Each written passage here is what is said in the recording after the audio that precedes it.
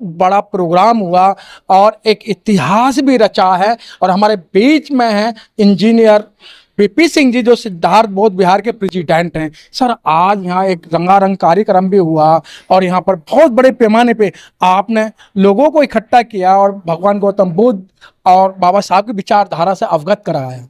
और आज के आपके चीफ गेस्ट एक अनोखे तरीके से डॉक्टर थे, इंजीनियर थे, साहित्यकार थे। तो सर, आपके मन में कैसे आया कि जिस तरीके से बाबा साहब कल्पना करते थे और आपकी भी एक कल्पना यहाँ साकार हुई, सिद्ध हुई?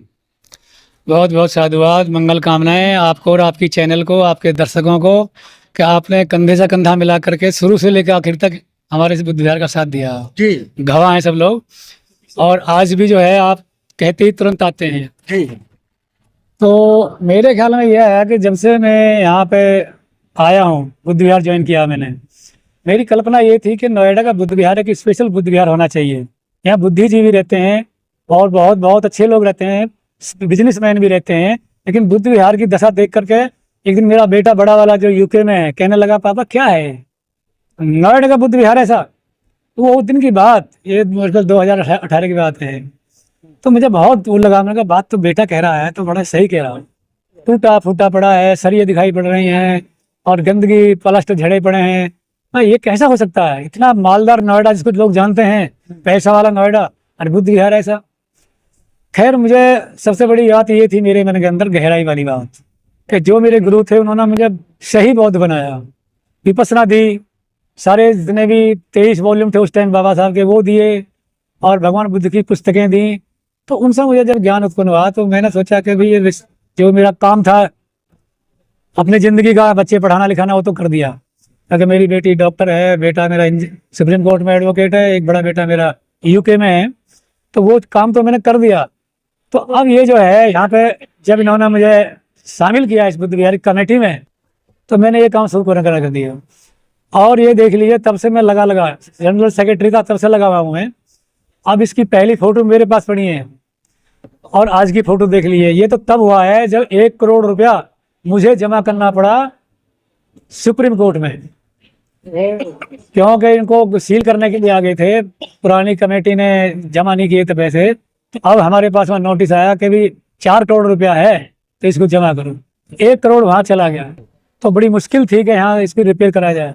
फिर भी जनता ने इतना सहयोग दिया हमें, इतना सहयोग दिया है, मैं आभार करता हूँ प्रकट उनके प्रति, कि उन्होंने कमी नहीं छोड़ी। आज बुद्ध विहार को देख लो आप, हर चीज़ यहाँ हमने कर दी है पूरी। तो इसलिए हमारे साथी इंजीनियर लोगों ने काफ़ी साथ दिया है, हमारी शिवपुरी ने काफ़ी साथ दिया, वहाँ के इंजीनियर्स ने, डीडीए वालों ने, और हमारे ये जो अथॉरिटी के हमारे साथी हैं इंजीनियर्स लोग, इन्होंने काफ़ी साथ दिया। डॉक्टर हैं, जैसे अभी देख रहे डॉक्टर साहब, सरकारी हॉस्पिटल के डॉक्टरों ने, तो कोई ऐसी जगह नहीं बची, वकील वगैरह सब ने पूरा सहयोग दिया। इसलिए मैं इनका आभार प्रकट करके इनको हम बुलाते हैं कि हमारे अतिथि बने, आए और यहाँ लोगों को बताएं अच्छी बात। इंजीनियर साहब, एक समय ऐसा था यहाँ बड़ा एक चेहरे पे जो एक मायूसी छाई हुई थी कि ये हमारे हाथ में रहेगा या बुलडोजर चलेगा, लेकिन आपने हिम्मत नहीं हारी और यहाँ आपने लगातार धरने प्रदर्शन किए और बौद्ध विहार के अंदर ही आपने धरना प्रदर्शन किया और सरकार को चेताने का काम किया, यहाँ के प्रशासन को चेताने का काम किया कि बौद्ध विहार हमारा ही रहेगा। जी जी,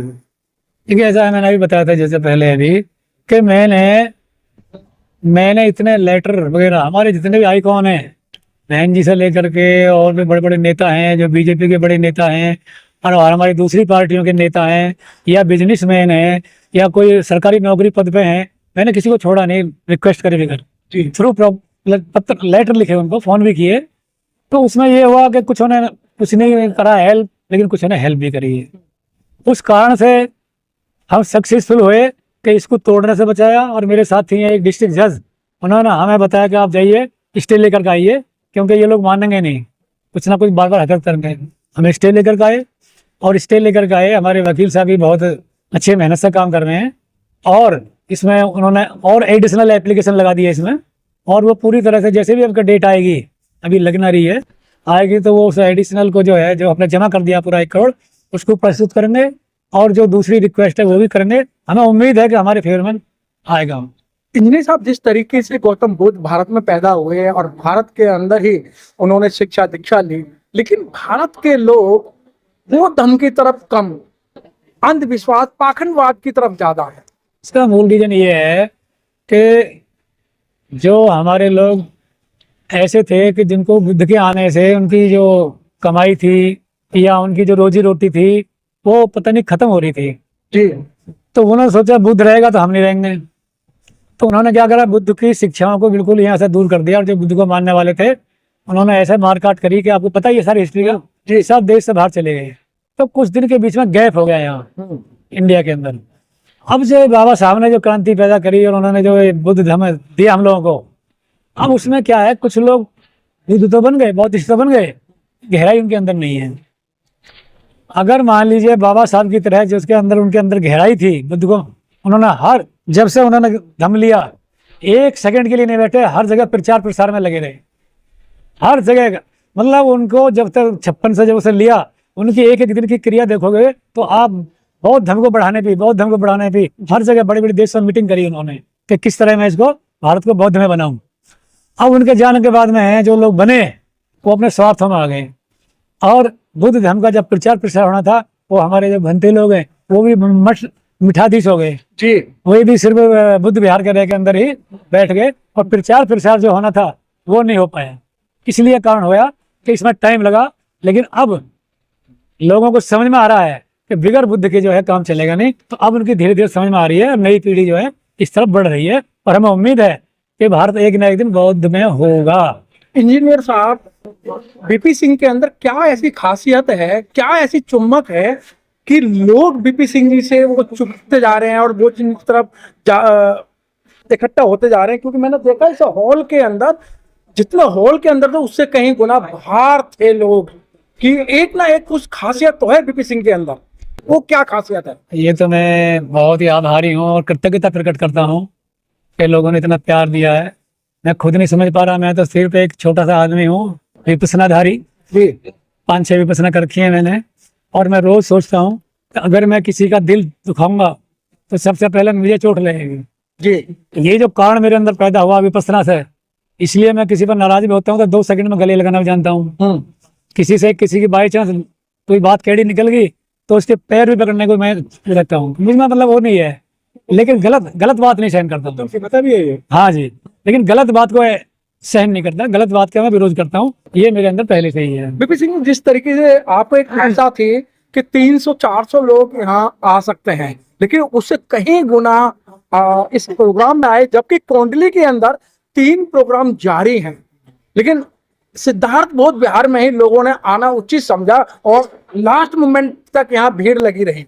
यही तो मैं बात करूँ कि बहुत बड़ी कृतज्ञता मानता हूँ मैं।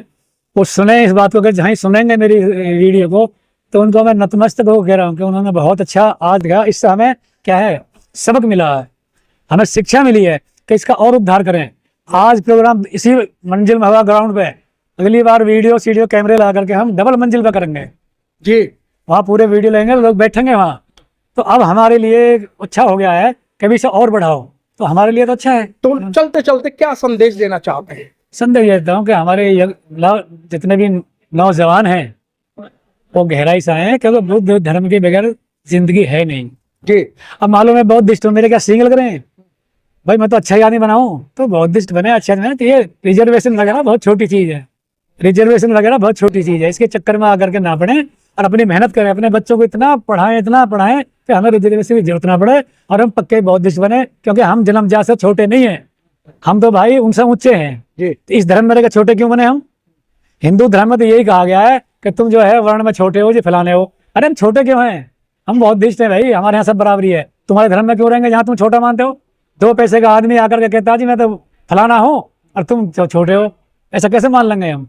तो इसलिए बौद्धिस्ट होना जरूरी है। तो बौद्ध बन गए तो हमारे लिए इक्वलिटी मिल गई, समानता मिल गई, और बहुत बड़ा अच्छा स्वतंत्र फील कर रहा हूँ। आज मैं बाबा साहब की तरह, जैसे उन्होंने धम लिया था, कहा था कि आज मेरा नया जीवन हो रहा है, मैं तो ऐसा फील करता हूँ। तो सब ऐसे ही बौद्ध बनो और नया जीवन प्राप्त करो। बहुत बहुत धन्यवाद।